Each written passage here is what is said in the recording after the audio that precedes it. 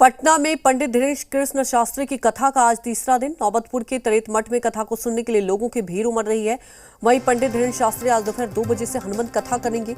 साथ ही शाम को समय से पहले कथा का समापन भी हो जाएगा।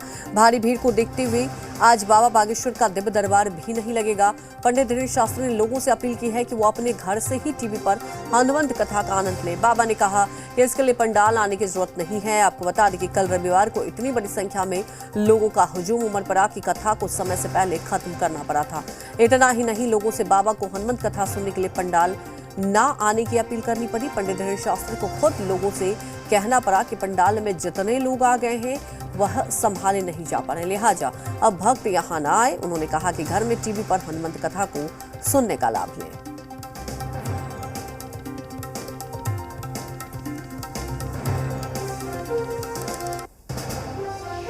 बहुत ज्यादा भीड़ हो गई है, अपार भीड़ हो गई है, इसलिए आरती को करना उचित होगा। समय परिस्थिति के कारण पागल ही पागल आ गए हैं, तो सभी जगह क्योंकि लोग ही लोग हो गए हैं, 10 लाख लगभग 10 लाख लोग हो गए हैं, इसलिए हम आरती करेंगे। और इस सफोकेशन के कारण कई लोगों की श्वास रुक जाएगी, ऐसा हमें अंदेशा हो रहा है, मन में ऐसा हमें संदेह हो रहा है कि 1 या 2 लोगों को श्वास लेने में दिक्कत बन रही है। इसीलिए हम हनुमान जी का नाम लेकर के, कथा वही है जिसमें किसी को असुविधा ना हो, इसलिए विराम कर देते हैं कथा को।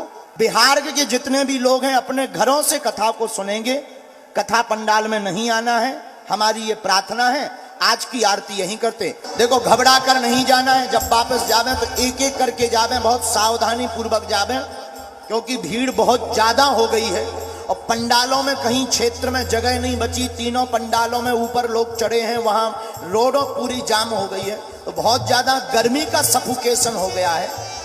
आप लोगों में से प्रार्थना है कि अब किसी को लेके मत आना कल, हैं, क्योंकि बहुत ज्यादा, और जो भी ट्रेन की टिकट करवा करके पटना भाग रहे हैं, हमारी प्रार्थना है कि वहीं से लौट जाएं। इतनी ज्यादा भीड़ हो गई, इतनी ज्यादा भीड़ हो गई है, जो दिव्य दरबार के लिए पंडाल चाहिए खाली। जो किसी को बुलाएंगे तो उसको एक पैसेज तो चाहिए ना, वो पैसेज जो है देने में, चूंकि पंडाल में पूरे तीनों पंडाल मेरा भर गया है, न प्रशासन के अथी से उठ सकता है, न वॉलंटियर के अथी से। श्रद्धालु को हम लोग फोर्सफुली हटा नहीं सकते हैं, इसीलिए बाबा ने दिव्य दरबार का कार्यक्रम कह दिया था कि नहीं हो पाएगा। और लेकिन कथा होगा और हम लोग टाइमिंग पे अभी विचार कर रहे हैं, क्योंकि अंधेरा हो जाता है तो बड़ा क्योस हो जाता है, तो हम लोग सोचेंगे टाइमिंग पहले हो, कथा प्रारंभ हो, जो सूर्यास्त होते होते कथा खत्म हो जाए। तमाम जानकारी के साथ हमारे साथ रेजिडेंट एडिटर स्वप्निल सोनल भी लाइव जुड़ चुके हैं और स्वप्निल सोनल वहीं मौजूद हैं जहां बाबा ठहरे हुए हैं। स्वप्निल, सबसे बड़ी बात यही है, कल जब हम चर्चा कर रहे थे आपने कहा था कि देखिए भारी संख्या में लोग पहुंचेंगे, और इतनी संख्या में लोग पहुंचे कि दिव्य दरबार बाबा को रोकना पड़ा। जानना ये चाहेंगे, आज की बात की जाए तो आज जो कथा होगा उसकी क्या कुछ तैयारी है, कैसे व्यवस्था और ज्यादा दुरुस्त किया जा रहा है? अंजलि, देखिए, शायद पहली बार होगा बिहार के अंदर, हाँ, जब किसी कथा के लिए, किसी धार्मिक आयोजन के लिए, किसी प्रवचन के लिए इस संख्या में, इस सैलाब के तौर पर लोग उमड़ कर आए और डायस से, यानी व्यास जिसको कह सकते हैं धार्मिक वर्ड टर्मिनोलॉजी में, व्यास से ये अनाउंसमेंट करना पड़े कि अब बाकी लोग ना आए, तो आप समझिए कि भीड़ किस कदर वहां पहुंची थी। भीड़ की तमाम तस्वीरें हम दिखा रहे हैं। एक महत्वपूर्ण, आपके सवाल पर आऊं इससे पहले एक महत्वपूर्ण जानकारी दे दूं जी। जिस होटल में बाबा बागेश्वर रुके हुए हैं, इस होटल में देर रात तकरीबन 3 बजे तक वो अपने लोगों के साथ बैठक करते दिखे, अपने कोर टीम के साथ, और जो स्थानीय आयोजक मंडल है उसके साथ उनकी बातचीत चली। उन्होंने बातचीत की है, वो भी तस्वीर हम कुछ देर में अपने दर्शकों के साथ हम लोग शेयर करेंगे। वो लगातार इस बात के लिए पूछताछ करते रहे कि आगे किस ढंग से प्रोग्राम को लेकर चला जाए, क्योंकि खबर ये आ रही थी कि बड़ी संख्या में लोग आज की मूवमेंट के लिए और निकल पड़े।